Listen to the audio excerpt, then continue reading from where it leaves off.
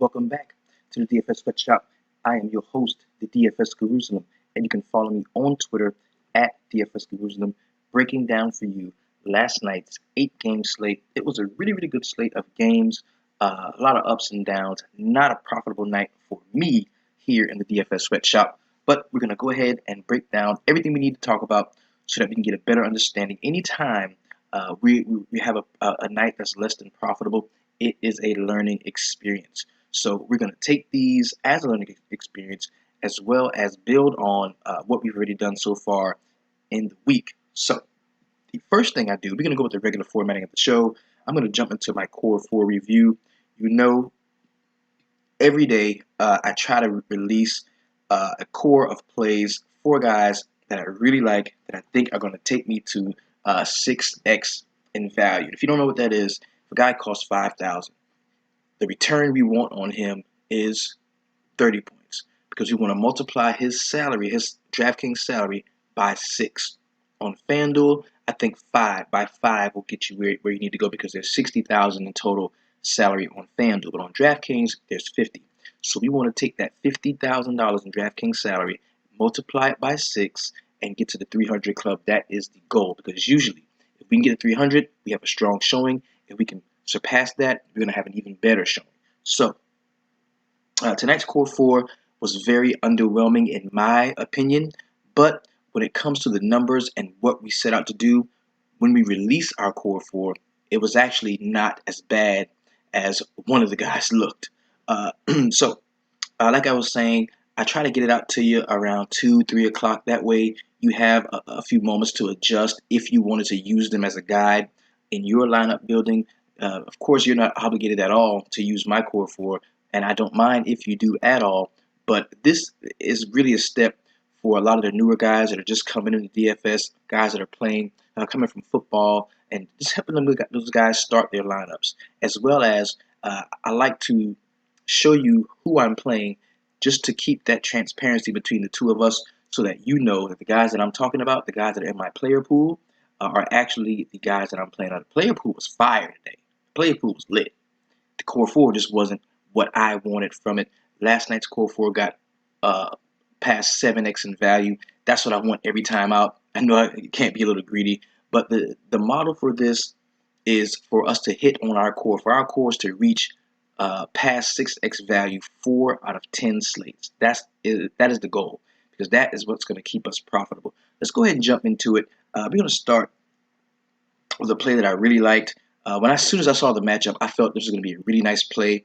It was Mike Conley. He was 22% owned, so a lot of other people were on him. 6.5K in salary, which was a very nice price on a guy that does have 40 to 50 point upside. He went out and scored 28.75 DraftKings points. Not a good showing from Mike Conley at all. The next play was a guy that I really like. This was my favorite play of the core four because our projection said that he was going to be the lowest owned of all of these plays. This is my favorite play. I really like this guy. He is the star of the team. He's a former Knick, so I'm kind of familiar with him. And it was Danilo Gallinari at 12% ownership, 5.9K, a very nice price on him. We're probably not going to see that price that low in the next couple of slates. Goes out and scores 37 DraftKings points. Mike Malone is an idiot because this dude should have been in the game a lot more going down the stretch in the fourth quarter, but that's another story. So he goes out and he brings back 37 DraftKings points, hits that 6x value, and then some. Pretty nice game we saw from Danilo Gallinari. The next play was probably the crown jewel of the core four. This dude went out and went fucking nuts. And we've been waiting on a game like this from Reggie Jackson. I remember maybe 5 or 6 shows ago, I was beginning to impress upon you how good this guy was once he gets back into the groove. He definitely did that tonight, and I don't think we're going to see the salary as low as it is on him going forward. This is Reggie Jackson, 19% ownership, which is really nice on an 8-game slate. 6K flat in salary, went out and brought you 52.25 DraftKings points.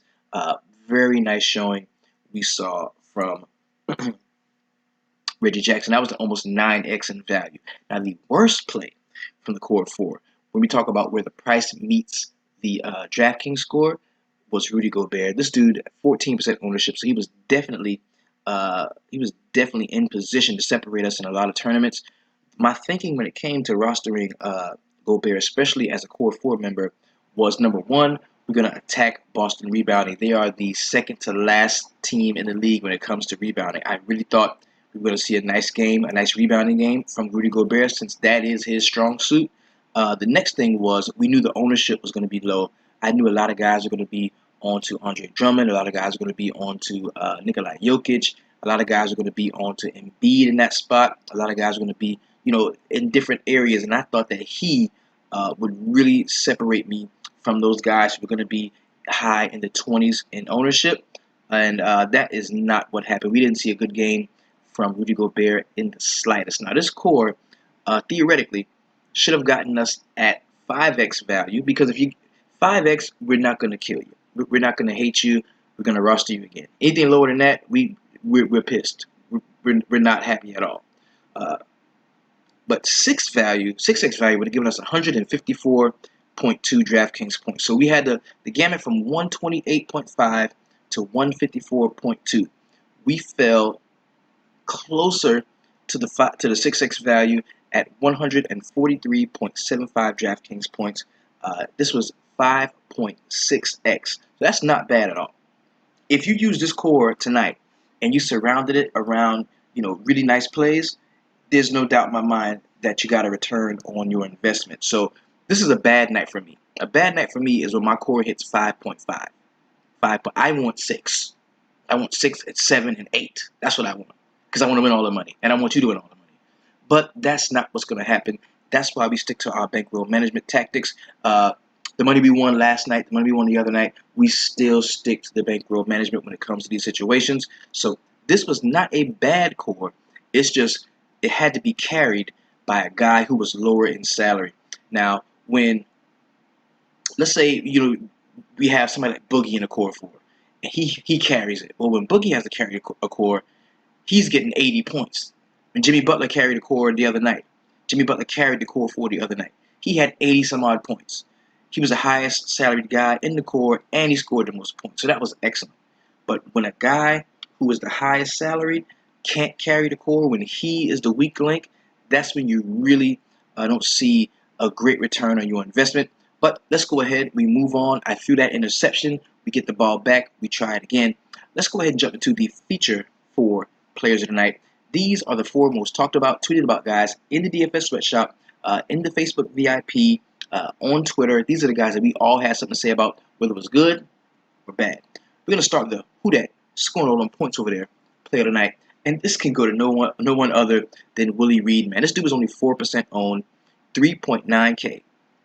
His salary was lower than his ownership. 3.9K, 4% ownership, went out and scored 54.5 DraftKings points, finished 3rd among all DraftKings scores on the night. Excellent game from Willie Reed. Now, we knew that he was going to be in line to get some minutes and start, because we knew that we weren't going to see Hassan Whiteside. For the life of me, this Miami team is so hard to roster nowadays, because there's so many injuries and so many guys play well one night and don't play well the other night. Josh Richardson is an example of that. But this dude got to it and had a really nice game. If you took advantage of that, I know you're standing somewhere close to, if not dead in the middle of the winner's circle. The next play is going to be, how did I miss that play tonight? This is a guy that we talked about on the show. When we talked about this particular game, I said, hey, I only like 3 guys from this game. I like Conley, I like Gasol, and on the other side of the ball, the only guy I would roster is Julius Randle. Dude goes out, fuck around, and got a triple-double. Excellent game you saw from Julius Randle. The ownership was low, only 11% in ownership, 6.4K, went out and scored 58.5 DraftKings points, finished 2nd among all DraftKings score, and that's why you, tonight, Julius, are the how did I miss that play tonight. The next guy I want to talk about is going to be the heat check play tonight. This is a guy, for all intents and purposes, he just went out and fucking balled. This didn't matter what the price was. He just had an excellent game. He went out, and I think more than him scoring these points, what he did was show us that under any circumstance, he is highly rosterable. He can carry a lineup, your lineup, no matter what the price is, no matter what the matchup is. This dude is basically matchup proof, and that is Isaiah Thomas. Had an excellent game. at 7.4K. He was 22% owned, so a lot of us were on him. A lot of pressure was on him. He went out and scored 62 DraftKings points. An excellent game from the Heat Check Player of the Night, which is IT2. Now, we've come to a point in the show where we have to talk about that one motherfucker. And this is kind of hard because this is another player who I'm really high on. This dude is like fifth of my favorite players in the league. Like, Kimba. You know I love Kimba. You know I love Dame. You know I love Dame. You know I love Kristaps. You know I love Kristaps Porzingis. You know I love Carmelo Anthony. I am a Knicks fan. And Kyle Lowry is right there.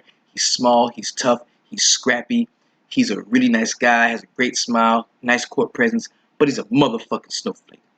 Tonight, Kyle, you a motherfucking snowflake with your snowflake ass. And it's funny how why are we on this trend of people that are scoring less than their ownership? The dude was 14% owned and had 13.5 DraftKings points at 8.4K. You were one of the most expensive players on the slate. And you go out and you shit yourself. And you fuck up 14% of the lineups. That's why you a fucking snowflake with your short ass. You a short snowflake. You a small 5'8" snowflake. Your snowflake ass. Let's get on with the rest of the show. What I'd like to do around this time of the show is go ahead and jump into my very best DraftKings lineup. I always try to show you a core 4 lineup because, again, I don't hate to have to repeat myself, but I gotta let you know. You did not realize how good it is to know that I'm listening to a guy that's telling me the truth. Because for years, I've played DFS, and I listened to these motherfuckers who I found out later on were not telling the truth. They were not playing the guys they say that they were playing. They weren't. So that's why I like to show you my lineup, especially my core 4 lineup, so you know that the guys I'm talking about, the guys in my player pool, are the guys that I'm going to be playing. So let's go ahead and jump into my very best DraftKings lineup. I am an absentee of the 300 Club. Shout out to everybody who's in the 300 Club tonight. I had to go home. I couldn't make it to the club tonight. But I'll be back tomorrow. So let's go ahead and jump to my very best DraftKings lineup. I stayed around 270, 280, 290. So I didn't lose my complete buy-in, but it was not a profitable night for me here in the DFS sweatshop. We're going to jump into my very best DraftKings lineup. Here we go.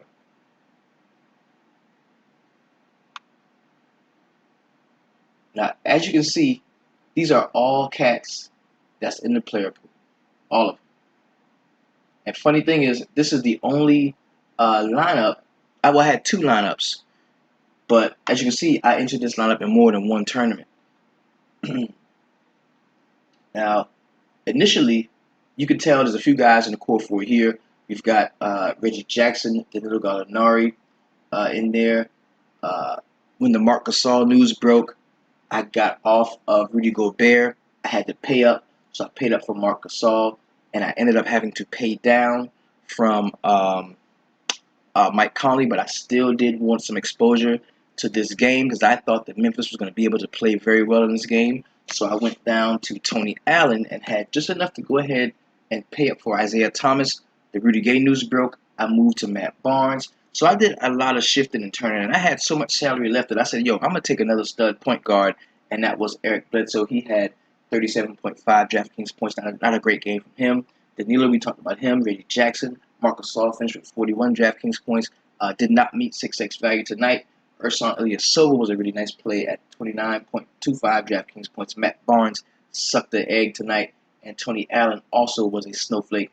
Isaiah was the only one.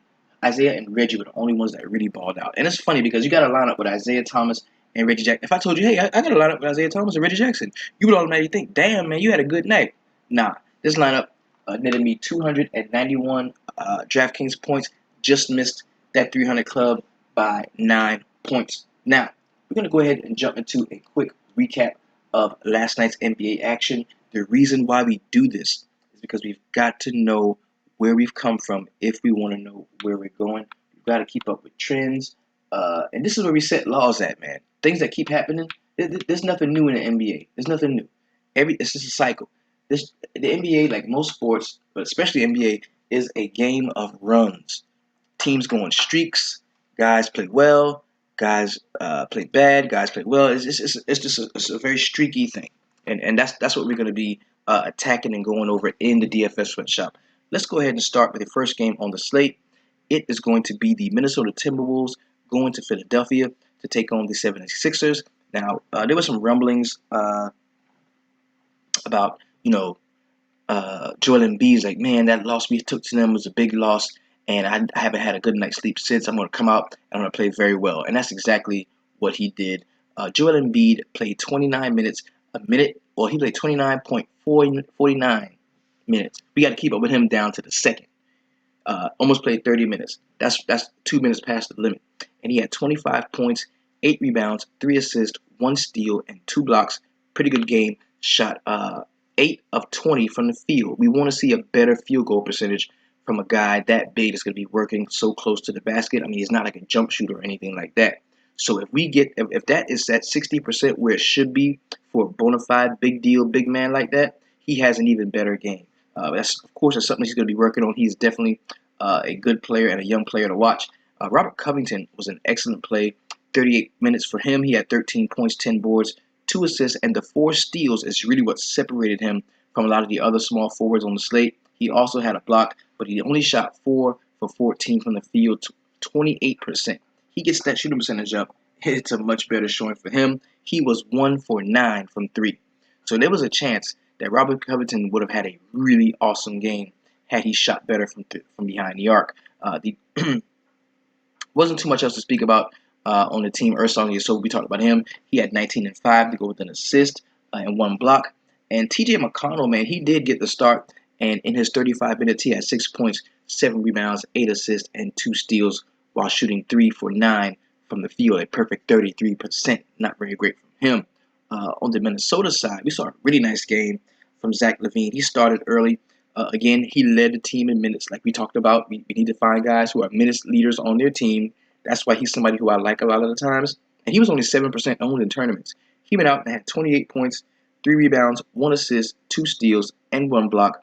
Shot 11 for 20 from the field, just over 50%. Really nice game we saw from Zach LaVine. Gorgie Jang fell 1 rebound shy of that double-double bonus. He had 10 and 9 to go with 2 assists, 1 steal, and 2 blocks. Pretty good game from him. Karl-Anthony Towns, man, that price is just too high on him right now. He had 23 points, 15 boards, and 5 assists to go with 2 blocks. But the price on him is very high right now. He only shot 40% from the field as well. Not a great showing from him.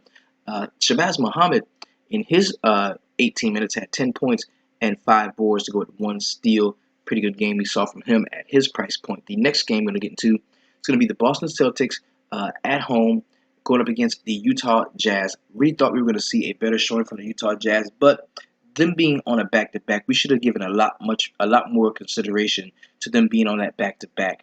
On the Utah side, Gordon Hayward had 23 and 2 rebounds to go with 2 assists and a steal. He did shoot 7 for 14 from the field, but we need him to take more shots. We just need him to take more shots. He shot 50%. Shoot some more. 3 for 7 from 3-point. Really nice game, but he needs to shoot more. Derek Favors had 12 and 6 to go with 7 assists. Pretty good game from him. Rudy Gobert, he sucked. We talked about that. He did grab 13 boards, but he only had 8 points and was 3 for 8 from the field with 1 block. This is a dude that lead the leagues in blocks. He averaged 2.6 blocks a game, only got us 1 last night. Rodney Hood was not a good play at all. In his 34 minutes, he had 9 and 3 with 4 assists. I kind of think he's still hurt. There's got to be something wrong. Rodney Hood is a lot better going to the basket than he had been in the last couple games. And Joe Ingles off the bench had 26 minutes, 7 points, 5 boards, 4 assists, 1 steal, and 2 blocks. Pretty good game we saw from Joe Ingles at his price point. On the Boston side, this is where your heat check play of the night came from. We're talking about Isaiah Thomas, man. He played 35 minutes, had 29 points, and a season high 15 assists to go with 4 rebounds and 1 steal. Pretty good game from him. And he shot 55% from the field, 10 of 18 shooting, hit 5 out of 8 3-pointers. You know you get that extra every time they hit a 3-pointer on DraftKings. So I knew if you had him in your lineup, you were loving that. Avery Bradley, man, not a good play. He had 14 and 3 to go with 2 assists and shot 57%, but just didn't see a lot of offensive production. Just didn't see it. Al Horford played 30 minutes and had 21 and 5 to go with 4 assists and 1 steal. Pretty good game from him. Jay Crowder was a nice play. He had 21 points, 3 boards, 1 assist, and 1 steal. And what they ended up doing in this game was they took Rudy Gobert again away from the basket. They used Al Horford to pull him out away from the low block, and that way he really wasn't down there to get those block shots, to get those rebounds. They had a really nice game plan for Rudy Gobert, and it definitely worked as they did win this game quite handily. The only thing that I did notice about the Utah offensive side of the ball, we just didn't see a lot of smart basketball. And usually, a Quinn Snyder coach team is a lot smarter. We see a lot more pick and roll, a lot more pick and pop. We didn't see that very much. We saw what happens in LA a lot, where Rudy Gobert gives his body up, sets a pick, runs down the center of the lane, and usually they lob the ball to him. They give the ball to him. But tonight they weren't doing that. Rodney Hood was shooting jumpers and not shooting them well. So this was a kind of a weird game. Wasn't what I expected when I thought about the game flow and the way the game would go. But we move on tomorrow night. There's more to come. The next game we're going to talk about is the Detroit Pistons at home against the Indiana Pacers. This was a really good game, quite entertaining actually. I really enjoyed watching this one as I was off from work tonight, so I got to stay home and watch a little basketball. We're going to start on the Indiana side, where Paul George almost had one of those great games that we know he has the ability to bring out. And he had 32 points, 6 rebounds, 2 assists to go with 2 blocks. He shot 10 for 17 from the field. That's 58%. 2 of 3 from 3-point. Nice game we saw from Paul George. Thad Young, who I wasn't very high on, had a pretty decent game. He had 8 points and 5 boards to go with 4 assists, 2 steals, shot 50% from the field. Pretty nice game we saw from Thad Young. Miles Turner had 17 and 7 to go with an assist, 2 steals, and 2 blocks. Shot 58% from the field. Nice game we saw there from Miles Turner. And Jeff Teague had a fairly decent game. He didn't really crush value, but he had 17 points and 3 rebounds and 8 assists to go with 1 steal in his 33 minutes. And when a guy, is coming off of an injury, especially below the knee, like an ankle injury or a knee injury, something like that, it's kind of hard for me to, go all in on him. So I really didn't have much of Jeff Teague. I didn't have any Jeff Teague actually yesterday, and it really didn't hurt me because of it. Kevin Seraphin off of the bench in 15 minutes at 10 and 5 to go with an assist and a steal. And we saw Monte Ellis get 20 minutes, 20 meaningful minutes. He had 16 points, 1 rebound, and 3 assists. Pretty good game from him. And he was 100% from the field. 6 for 6. Didn't miss 1 shot. That is Monte Ellis. On the Detroit side, we saw a really nice game from John Lewis. He's somebody we talked about on the last show. I really liked him in this spot. Him being a starter, man, I just think that he's going to have a real good chance to go out and post some good numbers and earn some more court time. He did that because he ended up playing 34 minutes. He had 14 points, 7 boards, 2 assists, and 1 steal. Shot 7 of 11 from the field. Really good game from him. Marcus Morris had a decent game at his price point, 14 and 1 to go with 4 assists and 1 block. Andre Drummond was his usual rebounding self. He grabbed 14 boards to go with 20 points, 2 assists, 1 steal, and 2 blocks. Pretty good game there. Kentavious Caldwell-Pope got off to a very slow start, but he did end up scoring 16 points, 3 rebounds, and 5 assists to go with a steal. And Reggie Jackson, we talked about him. Excellent game out from him. We finally saw that Reggie Jackson game. The kid flirted with a triple-double. He had 20 points, 7 boards, 12 assists, 2 steals. Really nice game we saw from Reggie Jackson. And Tobias Harris off of the bench. He only played 30 minutes, but he did get 22 points, 5 boards, and 2 assists. The next game we're going to talk about is the Dallas Mavericks at home against the Washington Wizards. I had no John Wall tonight. I just didn't feel like, 10 plus K in salary was a smart move on an 8-game slate where we knew we had some nice value plays at the point guard position. Just the fact that John Wall was 10.6 and Isaiah Thomas was 7.7, in hindsight, we should have had all the Isaiah. Just that right there. But we're going to start on the Washington side, where John Wall did have 27 points, 4 rebounds, 8 assists, 3 steals, and 1 block. And he is the Eastern Conference Player of the Month. Pretty good game we saw from him. Brad Beal was a really nice play. He was actually the play of this game on the Washington side. He had 25 points, 4 rebounds, and 6 assists. And this is coming from a guy who just was out because of a stress fracture. This shit is crazy, the way the players play and don't want to play. And this shit is ridiculous because the dude balled out. He'd be balled out. Martin Gortat had 16 rebounds and 12 points to go with 4 assists and 1 block. Really nice game we saw from him. Markieff Morris, 13 and 5 in his 25 minutes. Not a great game there. And Otto Porter, man, he hit every tick on the stat sheet. 13 points, 4 boards, 3 assists, 3 steals, and 3 blocks. Shooting 5 of 11 from the field in 36 minutes. Pretty nice game we saw there from Otto Porter. On the Dallas side, a player that I really liked when it got closer to lock was Dirk Nowitzki. When I looked at it and he was 4.1K, I was like, man, this dude's probably going to really crush value. Just because we know we didn't have a hard minutes limit on him. He did play 24 minutes and he had 11 points and 9 boards, almost hit a double-double. Pretty good game there from Dirk Nowitzki. We saw a really nice game from Harrison Barnes, 26 and 7 to go with 5 assists and a block in his 34 minutes. Pretty nice game there. We also saw a decent game from Darren Williams. He had 21 and 6 assists to go with 1 rebound, and he shot 7 from 13 from the field, over 50%. Pretty good game there from Darren Williams, who was not even on track to start earlier in the day. There were rumblings that Lil Bruh was going to take his spot in the starting rotation, but Steph Curry did play 22 minutes and had 16 points, 2 rebounds, 2 assists, 1 steal. Pretty good game we saw from him. Wesley Matthews wasn't a very good play, 12 and 2 to go with 2 assists and 1 block in his 38 minutes. He actually led the team in minutes and did not have a very good game. Next game we're getting to is going to be the San Antonio Spurs going at home against the Toronto Raptors. Now, on the San Antonio side, man, Paul Gasol gave me a nice case of blue balls, man. He went out and dropped like 15 in the first quarter and finished with 22 DraftKings points. Like, I'm just not going to play anymore. I'm good. It was horrible because he did get a ton of minutes. I mean, he played for quite some time. Well, he played 19 minutes. But he had 5 points, 4 rebounds, 3 assists, and 4 blocks in those 19 minutes. Pretty decent game until he decided to not play anymore. We saw LaMarcus Aldridge for 29 minutes. He had 23 and 8 to go with 6 assists and 1 block. Kawhi Leonard had an excellent first quarter. He dropped 24 in the first quarter. He had 25 points, 4 rebounds, 2 assists, 2 steals, and 3 blocks. Shot 66% from the field, went 8 of 12, and also hit 5 of 7 from 3-point.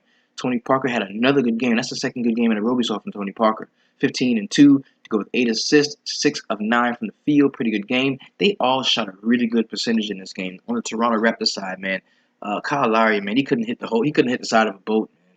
Horrible game from Kyle Lowry. That's why he is tonight's snowflake of the night. But DeMar Carroll, in his 18 minutes, had 10 and 5 to go with 2 steals. Pretty good game from him at that price point. DeMar DeRozan dropped 26 points, had 4 boards and 2 assists to go in his 31 minutes. And Kyle Lowry, we talked about him already, 6 points, 4 rebounds, and 2 assists. The dude shot horribly and didn't shoot a lot. 2 field goals made, 9 field goals attempted, 22% from the field was what we saw from him. Terrence Ross, in his 24 minutes off of the bench, had 17 and 5 to go with 2 steals. Pretty good game there. Not much else we saw on the Toronto side of the ball. The next game we're going to get to was my favorite game coming into the slate. I really liked this game. Thought it was going to be a really nice one. Maybe even some stacks were going to be involved in here for me too. And that's kind of what saved my night from being a complete disaster. On the Sacramento side, not a good game from Boogie. It was a good game, but it wasn't a Boogie game. He had 31.6 boards and 6 assists. And when Boogie does not double-double, he is not going to make value. And that was the story for him tonight. He also shot 40% from the field, and he took 7 3-pointers. Boogie, get your big ass down there and bang. Stay the fuck away from the damn three-point line. Your 6'11" teen ass. Man. Where we really saw the good games were, guy we talked about, he likes to hit the chicks. But we talked about him in the last show, and we knew that if he wasn't going to see Ty Lawson, he was going to dominate the minutes as the ball handler, the main ball handler playing point guard position. That was Darren Collison, 35 minutes for him, 26 points, 7 assists, 2 rebounds, and 1 steal. He shot 10 for 16 from the field. That is 62%. Really nice game, 2 for 5 from 3. We saw a great game there from Darren Collison at that price point. Aaron Aflalo had 19 and 3 to go with 2 assists and 1 steal. And one of the homies, Paul Harless, man, in the Facebook VIP, he was like, yo, I'm telling you, Garrett Temple is a play. You've got to start Garrett Temple. He's going to go 6, 7, 8x maybe. And that's exactly what he did. He had 8 points, 6 boards, 5 assists, and 2 steals to go with the block in his 25 minutes. That was a nice game and a good call from the homie Paul. And also, Matt Barnes, he stunk up the joint, had 5 points and 2 rebounds to go with 3 assists and 1 steal, standing in for the injured Rudy Gay. Not a great game there from him. On the Denver side of the ball, Danilo Gallinari, he led all scorers. He was a part of the core force, somebody who I really liked. My favorite play, he was. In 32 minutes, he had 24 points, 4 rebounds, and 3 assists. Why is this dude not playing 35, 36 minutes? It's crazy. Crazy. He also had a block, and he shot 8 for 12 from the field, 66%, 4 of 6 from 3. This dude was killing it, and he just didn't play him in a lot of stretches. Wilson Chandler, man, he snowflaked out, 10 and 3 to go with 2 assists and 1 steal. Not a great game from him. Nikola Jokic, he didn't play, a ton of minutes. He only played 28 minutes, but he did go out and play well. He had 18 and 7 with 5 assists, 1 steal, and 1 block. Shot 7 from 12 from the field. Pretty good game there. Emmanuel Mudiay, not a great game. 5 and 2 to go with 6 assists. Not good at all. Darrell Arthur chipped in 12 and 3 off of the bench because we knew that we were not going to see Kenneth Reed. He had been ruled out earlier in the day, but Yusuf Nurkic was actually the play of this game. 18 minutes for Nurkic. He's had 16 points, 6 boards, 4 assists, 1 steal, and 1 block. Really nice game we saw at that 3.1K price point. The last game on the slate, the next game on the slate is going to be the Phoenix Suns at home against the Miami Heat. I just threw up my hands halfway through the day with this Miami Heat roster. I was like, you know what? I don't know what the fuck is going on. I can't trust anything. People are in, they're out. Dragic may not play. Dragic plays. It was just ridiculous. So if you were able to see through all of that and pick the right guys in this game, it definitely took you over the cash line. We're going to start on the Miami side where we saw Goran Dragic for 37 minutes. Maybe he wasn't going to play, but he had 37 minutes. And he got 24 points, 9 assists, 2 steals, and 3 rebounds. Pretty good game there in 37 minutes. Wayne Ellington had 12 and 1 to go with an assist and a steal in his 37 minutes. And Josh Richardson, he got involved in all of the areas on the stat sheet, but the price is up on him a little bit. And I don't think that was justifiable. He had 11 points, 2 rebounds, and 3 assists to go with 2 steals and 2 blocks. And Willie Reed, the who that scored all the points over their play tonight, went up and pulled down 18 boards, had 2 assists, 1 steal, and 2 blocks, and dropped 22 points, shooting 68% from the field. Pretty great game there from Willie Reed. Not a great game from anyone else on the Miami roster. The Phoenix side, Marcus Chris, man, this dude is an enigma, wrapped in a riddle, surrounded by a puzzle in a puddle of shit. But tonight, he went out and had 18.6 boards, 2 assists, 2 steals. Now, I needed this dude to get me 20 points the other night to really make a dent in the tournament, and he didn't do squat. He goes out tonight and plays 30 minutes and balls the fuck out. Shoots 63% from the field, hit 2 of 5 from three-point land. Marcus Chris had a really nice game against the Miami Heat. TJ Warren was actually the scrub on this team tonight. He only had 2 points, played 16 minutes. He had to have been in some type of foul trouble. He only had 2 personal fouls. I don't know what it was. He just stank up the joint. He only shot the ball 3 times.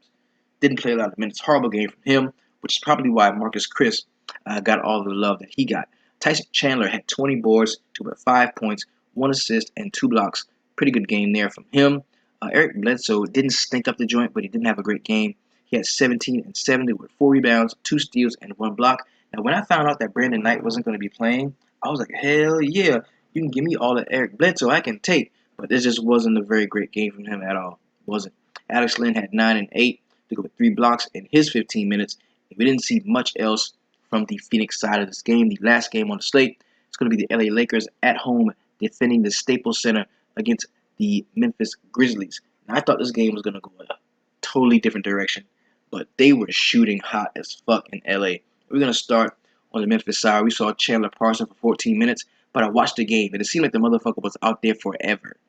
He had 2 points and 2 boards. Not good at all. Jermichael Green left the game with an eye injury. He had 3 points and 6 rebounds, so we need to check up on that. Marc Gasol had 22 and 6 to go with 7 assists and 1 steal. And there was a point in this game going into half where we was like, hell yeah, Marc Gasol is going to ball the fuck out. But he really didn't. they just couldn't do anything with the Lakers. They were so active around the low block, and also Nick Young and Clarkson and Lewis, they were knocking down shots left and right. It was just a bad defensive showing for the Memphis Grizzlies away from the grindhouse. Zach Randolph had 27 minutes and he played pretty well in those minutes. He had 11 points, 9 rebounds, 1 assist, and 1 steal. Nice game from him. Mike Conley had 21 and 1 board to go with 4 assists, and we usually see him more as a floor general. But for some reason, man, we've been seeing a lot more of Marc Gasol handling the ball at the top of the key. So as long as that's going to be the where they're playing, I don't see how this can really work. I mean, they've got to get back to a standard, traditional offense where Mike Conley runs the ball and the offense flows through him. Didn't see much pick and roll. Didn't see much good basketball at all in this game from the Memphis side. On the LA Lakers side, like I said, they were all with knocking down shots. I'm looking at the field goal percentages. And Luol Deng had a horrible one, but he only took 4 shots. Everybody else, the entire team, with the exception of Luol Deng and Tariq Black, shot 44% or better. Lou Williams being the only one who shot 44%.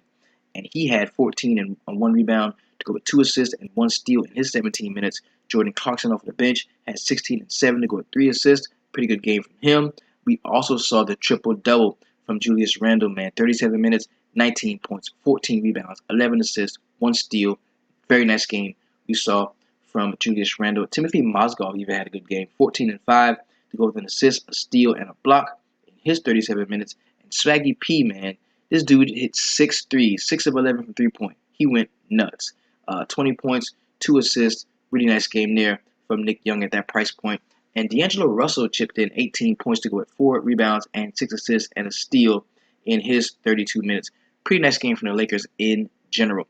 Now that we've recapped last games, went over them, we're going to go ahead and jump into the player pricing pool for tomorrow's 7-game slate. Now, 8-game slates are usually where I do really well at. We're going down to 7 games for tomorrow. I still think that we can definitely be confident in putting together a nice player pool from here, then translating that into a nice core 4, then building some really quality lineups. This is a 7-game slate.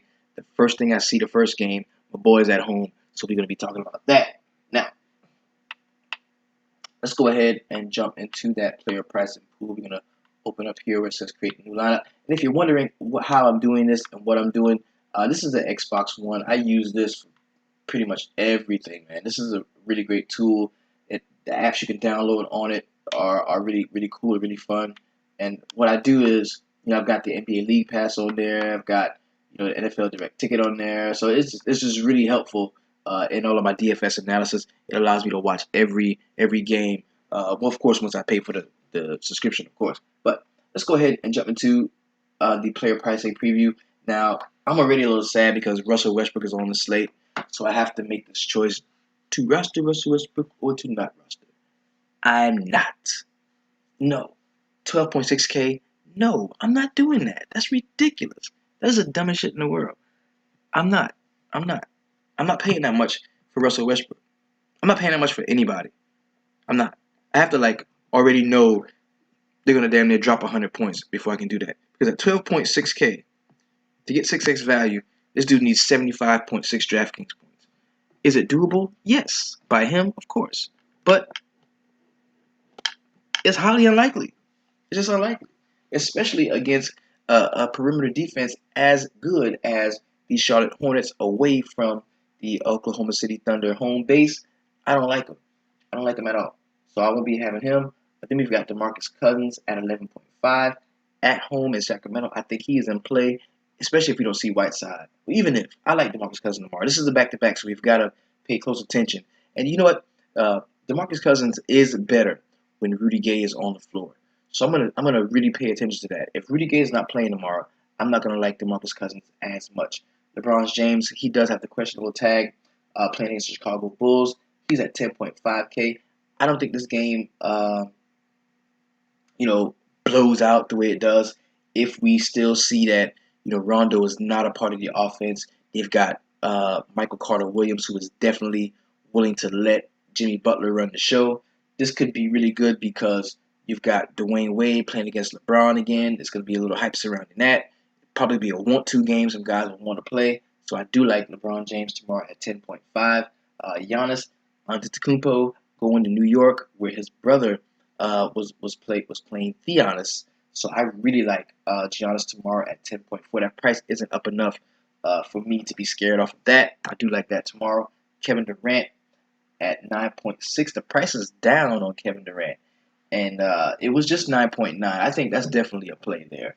Even though this is the 10th ranked defense against the power forward position, some players are so good you have to throw the DVP out. We saw that tonight, or last night for that matter, with Isaiah Thomas.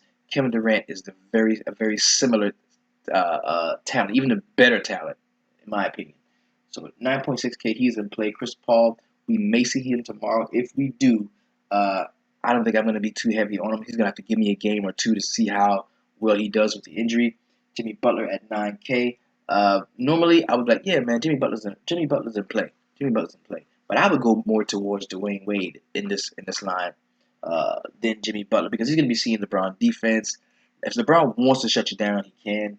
I don't think I'll be rostering Jimmy Butler in too many spots tomorrow. Kevin Love was dealing with that stomach bug. He should be good to go tomorrow. 8.8. I do like him. CJ McCollum, definitely somebody who I like against the Golden State Warriors at the Oracle. 8.6 is the price on him. Steph Curry, I like him. He always gets up to play the Portland Trailblazers. I like Steph Curry tomorrow. Kemba Walker, need I say more? Kemba, Charlotte, Kemba, Beehive, 8.2. Sign me up for that. Dame Lillard is questionable. He may go tomorrow. 8K is there for him. If he does play, I kind of like it if he does play. Nicholas Batum at 8K flat. I like him tomorrow. That's be a really solid game for him. Hassan Whiteside probably will not go at 7.9. The price is so far down on him, but he's probably not going to be playing tomorrow. Kyrie Irving, he should be back tomorrow at 7.8. I like him against Michael Carter Williams. Marcus Gasol, the report already came out that he said he's going to play tomorrow. He's going to try to play. So I do think that's going to be a good matchup against the LA Clippers, especially if we don't see Chris Paul. I kind of like him tomorrow. Blake Griffin is hurt. Paul Millsap is a no for me at 7.6 against the Orlando Magic. Draymond Green is definitely in play at 7.5. Dwight Howard is in play at 7.3. This dude gets up to play former teams. That is going to be a narrative you're going to see throughout the industry, and I'm buying it. I like Dwight Howard tomorrow at 7.3. Jabari Parker, whenever I like Giannis, I automatically like Jabari too. 7.2K, I like Jabari tomorrow. Carmelo Anthony at 7.1. The price is down just a bit. I think he's definitely in play.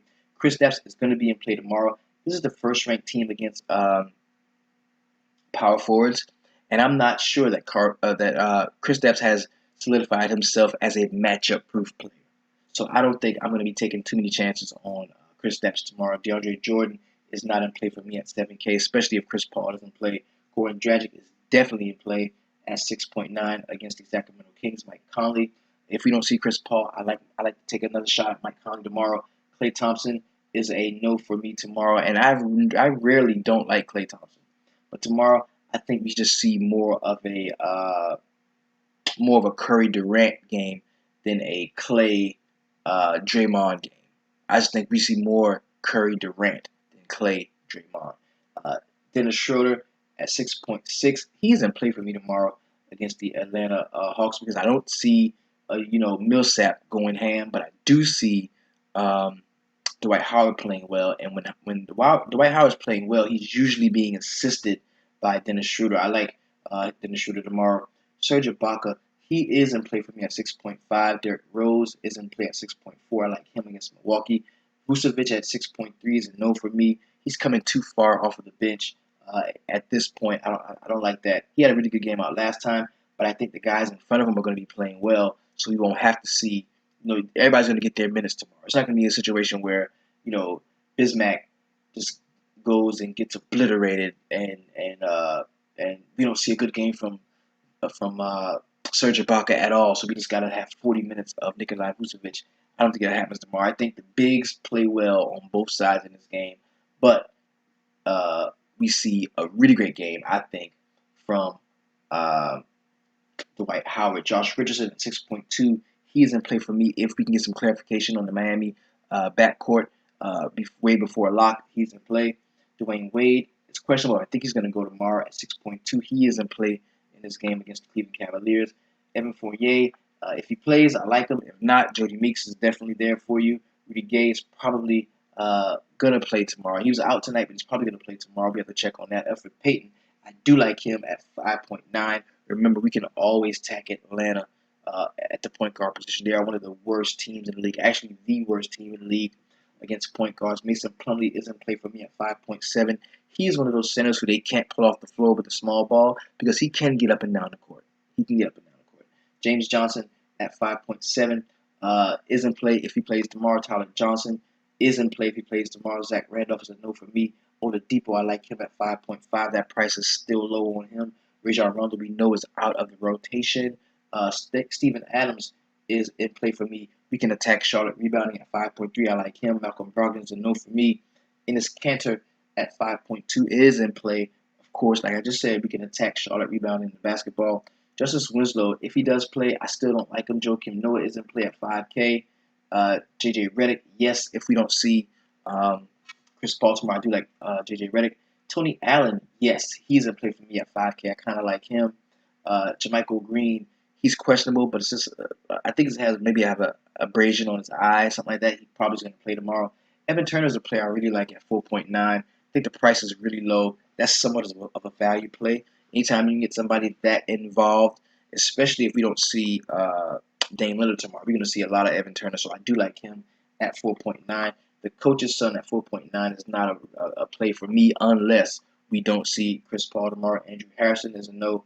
MKG, I think here you can go to MKG. This is MKG's kind of game. 4.8 is a really nice price on him. Didn't have a great game out last time. I think we can go to MKG. It's going to be a really good game at home at the Beehive. And they play well at home. These guys play well at home. For me, they're probably like the most unselfish team in basketball. Like these guys play together and they play well together. Greg Monroe, he hates the New York Knicks. I think I like him tomorrow at 4.8. Jamal Crawford, if you don't see Chris Paul, definitely he's in play. Of course, Maurice Harkless is in play at 4.7. Aaron Gordon is a no for me. Dion Waiters, he's probably going to be playing tomorrow. And that Miami roster is crazy to deal with right now. I don't know what to make of it. Raymond Felton, of course, if you don't see CP3, he is in play at 4.6. Cody Zeller sat out last time. He might play tomorrow. If he does, I still don't like him. Darren Collison is a no for me against Goran Dragic. Michael Carter-Williams is in play at 4.5. I think now is the time that we can start Michael Carter-Williams. I really do. Taj Gibson is in play at 4K flat. Tristan Thompson is in play at 4.5. The price is up just a touch on Jody Meek, but if we don't see Evan Fournier, like I said, he's definitely in play. Robin Lopez is a no for me. Mo Buckets is a no for me. Alfred Camino, the price is still very low on him. 4.3K, I like that. Frank Kaminsky is a no for me tomorrow at 4.3. I do not like Kent Bazemore. He is dead to me. Nikolai Mirotic, he is in play, I believe, at 4.3. Brandon Jennings is a yes for me. Alan Crabb is a no for me. Marvin Williams, I like him at 4.2. I think he keeps Frank Kaminsky off the floor. I like Marvin Williams tomorrow. He is the starter. Kyle Korver is in play at 4.2. He's been shooting very hot lately. Also like Jeremy Lamb tomorrow at 4.1, coming off of the bench. I like him. Wayne Ellington is not in play for me. Thabo is not in play for me. Bismack, no. Ty Lawson, if he's out, I like Collison again. No, I don't. If Ty Lawson plays tomorrow, I don't like Collison. But if Ty Lawson doesn't play, so much usage goes that dude's way. Even though he's playing against Goran Dragic, you gotta give him a shot because the price is cheap and the usage is gonna be so high because who else is gonna play point guard? So I guess we could go to him tomorrow. Jordan McRae is a no for me at 4K. We're probably gonna see.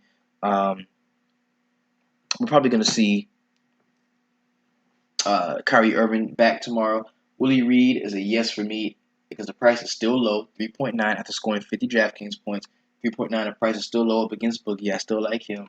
Justin Holiday is a no for me. Courtney Lee is probably going to play tomorrow. 3.8 is a no for me. John Henson, 3.8 is a no for me. I'd rather play Greg Monroe. He's probably going to see more minutes and more meaningful minutes off of the bench. Anthony Tolliver at 3.7 is a no. Delly is a no for me. Sean Livingston at 3.6. Now we're just going through, potential value plays that we have. Marco Bellinelli, he could play tomorrow at 3.5. I still don't like him. Costa Kufis is a no for me. Jerry Grant, no. No, no. So, no. So, it's kind of slim pickings tomorrow. It's kind of simple. It's not a power packed slate the way we have in the last few. So, let's go ahead and jump into the player pricing.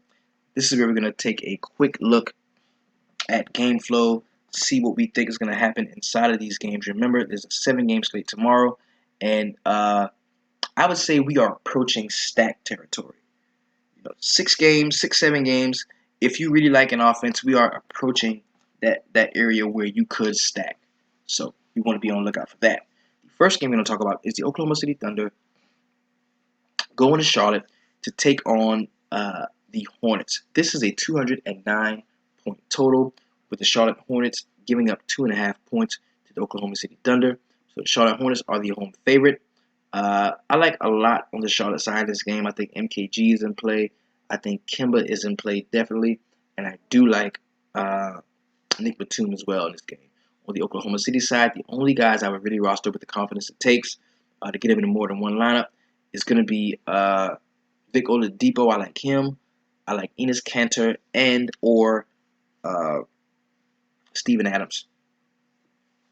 Westbrook is just too costly for me. I'm just not paying that much for Westbrook. I'm just not. The next game we're going to talk about is the Atlanta Hawks going to Orlando to take on the Magic. Now, this is Dwight Howard going back where it all started. If you go and look at what he's done against teams that he's played against, he always plays well against them. And I think this is no different here. I like Dwight Howard tomorrow against the Orlando Magic. This is a 205.5 point total, with the Orlando Magic being the home dog. The Atlanta Hawks are giving them 3.5 points. I think because of that, it's going to be a very competitive game. The crowd's going to be into it. They always hate when Dwight Howard comes to talk shit about him. And he's the kind of guy that's just petty enough to use that as motivation to add that want to and to play well. So I do like Dwight Howard tomorrow. I also like Dennis Schroeder. This is going to go against, this is going to be very contrary to what the DVP says and what a lot of people say, but I think we can look at Dennis Schroeder tomorrow. I really do. On the Orlando side, we can definitely attack Atlanta on the perimeter. That's why I think Elfrid Payton is going to be a really good play. Probably going to be a popular play tomorrow too, because at this point, everybody knows. Just start the point guard that plays against the Atlanta Hawks. I think we can look to Serge Ibaka in this game. I think he plays well enough to where we don't have to see as much Vucevic as we've been having to see the last few games. Jody Meeks is going to be in play if we don't see Evan Fournier. Remember, we've got that injury situation going on with him, so we want to be on the lookout for that. Next game I'm going to talk about is a really nice point total, man. It's the New York Knicks at home. My Knicks at home, MSG, playing host to the Milwaukee Bucks. I love Giannis tomorrow. I think it's going to be a great play. I love Jabari Parker tomorrow. Brogdon is a fringe play for me, depending on if we see Matthew Dellavedova. We know the Knicks are really, really solid against the perimeter, so we want to take that with a grain of salt. On the New York Knicks side, I don't like Kristaps Porzingis as much coming off of that sore knee, but I do feel like we can roster Carmelo tomorrow with confidence. I like him. Derrick Rose is definitely going to be in play if we don't see Matthew Dellavedova and Brogdon starts. I think that Derrick Rose can take advantage of a younger player being a savvy veteran. I do like Derrick Rose and Carmelo Anthony from the New York Knicks side. Next game we're going to talk about does not yet have a point total release for it. It is a game against the Chicago Bulls. They're traveling to Cleveland to take on the Cavaliers. Now, we've got a ton of shit going on the Cleveland side. We know LeBron James ended the game questionable. Kyrie sat out that game. We just saw LeBron and Love, and then Love didn't play the entire game because he had a stomach bug that was caused by eating some sea bass or some shit like that. He had food poisoning. So we really want to stick close to see what's going on, man. I can see them like just toying with everybody in a game where Dwayne Wade is supposed to be playing against LeBron James, just sitting the big three. Just doing that. Just doing bullshit like that. But if they play, I do like them. I think there's a lot of emotion involved in this game. I think there's going to be some want-to involved in this game. I think Jimmy Butler really wants to prove that he is one of the better players in the league. So he's going to try very hard, which I don't think he's going to play, as well as his salary dictates. But I think that's going to keep this game fairly competitive. to where we see all or part of the big three in the fourth quarter on the Cleveland side. I do like Dwayne Wade in this game. I think we can take our pick from Love, Kyrie, and Irving. Excuse me, Love, Kyrie, and LeBron. I'm more apt to go with, the cheaper of the three. So I do think Kyrie Irving is going to be a nice play tomorrow going up against Michael Carter Williams, who I also like in this game. I think you can play Michael Carter Williams. The price is still down on him. The next game we're going to talk about is the Golden State Warriors at home at the Oracle in the highest point total on the slate. This is a 225-point total, with the Golden State Warriors giving up 15 points to the Portland Trail Blazers. That's a ton of points to give up to an NBA team. If we do see Dame Lillard tomorrow, I think that we can roster him and CJ McCollum with confidence. This game, Golden State doesn't always blow the people out they're supposed to blow out, but this game could very well be a blowout if we don't see Dame Lillard, and if we do see Dame Lillard and he's not 100%. So be very careful about rostering in this game. Usually in blowouts like this, the only Golden State Warriors that I would roster would be Draymond and Clay, but I really think that Steph gets up to play the Portland Trail Blazers. He just does, man. And I like Steph tomorrow. I like Steph and I like Durant tomorrow. I don't like Clay and Draymond as much as I usually do. On the Portland side, continued, I think we can look to Maurice Harkless. I think he's going to be decent play. But aside from, CJ McCollum, if we don't see Dame Lillard getting all that usage, I think Evan Turner is going to be a nice play. The price is down on him, and I like him a lot. The next game we're going to talk about is the Memphis Grizzlies on the second leg of a back-to-back going to the LA Clippers. Now, don't remember, we're full of 8-game slates this week, so it's going to be it's going to be a lot of back-to-backs. So it could be some bad basketball in certain spots. And this game just screams out to me bad basketball, because we've got the Memphis Grizzlies on a back-to-back, coming off of getting their ass whipped by the Lakers, with a couple of minor injuries on their side of the ball, and then you got the LA Clippers, who might not have Chris Paul. This just spells ugly game for me, and it's going to be really, really a challenge to dig through the trash to find that gem that's going to be in this game. Somebody in this game is going to ball out. So we need to stay close to that. On the Memphis side, we don't see Chris Paul. Mike Conley also automatically jumps into play for me. I think Tony Allen can be a decent play. We can also, of course, look to Marc Gasol. We can look to Marc Gasol in this game, definitely. On the LA Clippers side, I don't like Jordan, especially if we don't see Chris Paul. See, all of this shit on the Clippers side hinges on if Chris Paul plays or not. So we got to stick close to the news. We got to be on Twitter. We got to be following the LA Clippers beat writers. We got to be tuned in to make sure we know what's going on as soon as the news breaks. There's not too much that I like on the Clippers side. You talk about some guys off of the bench that may be decent plays. We're talking about the three-headed monster that is one point guard in LA while Chris Paul is out, and that's Raymond Felton, the coach's son, Austin Rivers, as well as Jamal Crawford. The last game on the slate is another one that's going to throw a monkey wrench in the whole thing, and this is going to be the Sacramento Kings at home against the Miami Heat. There is not yet a point total for this game or that Clipper game either, because we're dealing with those injuries to the higher profile players. On the Miami side, we know that we might not see Hassan Whiteside. If we don't, we're going to be seeing more Willie Reed, who I like, even against Boogie. Boogie is definitely going to be in play in this game. Hopefully, we get to see Rudy Gay back in action. If we do, I think I like him. If they play Rudy Gay tonight, off of him being questionable all day and then being held out at the last minute, that would lead me to think that he just needed one more day to get right. So I do think Rudy Gay can be a good play if he does play tomorrow. Darren Collison is somebody we can look at only if Ty Lawson is out. If Ty Lawson plays, we don't like either one of them. But if Ty Lawson is out, we can definitely go to Darren Collison again. Back to the Miami side, going Dragic is in play automatically, especially if we don't see Whiteside. A lot of usage goes his way. I like him. Tyler Johnson is in play if he doesn't sit out again, because we had a lot of guys sit out for the Miami side. So we want to be in tune, like I said, following who we need to follow, seeing what we need to see, so we can make those determinations on the fly as the news breaks. This has been your DFS Jerusalem. This is the DFS Sweatshop. Thanking you so much for all the support that you've been giving me so far, man. I really appreciate it. So many great things have been happening. We are in line to relaunch the website. We are looking at a target date of next Monday, where we're going to be relaunching the brand new website. Man, it's beautiful. It's very clean. We are working on it right now. I'm definitely enjoying doing that. If you want to support the show, the improvements that you're going to see to the show comes from you. It comes from you. Anything you see that gets better, you see this new headset, it comes from you. You see, a light bulb that looks brighter, it comes from you. Everything comes from you guys. So I really appreciate all the help and all of the sponsorship that you've been giving me so far. We are up to almost 3,300 subscribers, bro. This came from me talking to 10 people during football season to in just a short time being the best, very best show on YouTube, and I think the best show for that matter at all for daily fantasy analysis when it comes to NBA especially. So I gotta give y'all a shout out, man, because all of this is your fault. Thank you so much for what you've done.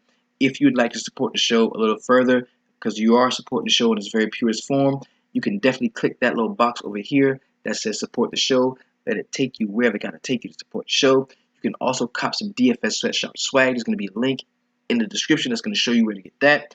You can support my personal PayPal at SimmonsMaurice95 at yahoo.com. Also, if you want to become a full-fledged member of the DFS Sweatshop and get everything we have to offer on the website, even in the new website, because when the new website drops, the subscription price is going to go up a little bit. But if you're already in, it's not. If you're grandfathered in, if you're already in, you're in. Nothing's going to change. But it's going to cost a little bit to keep everything moving in a forward direction. So get in while you can. Thank you so much for everything that you've been doing, man. This is your DFS Jerusalem. You can follow me on Twitter at DFS Jerusalem. Go visit the website at www.dfssweatshop.com. That's where you're going to see everything we have to offer. Thank you. And the number one thing we always try to do in the sweatshop is keep it 300.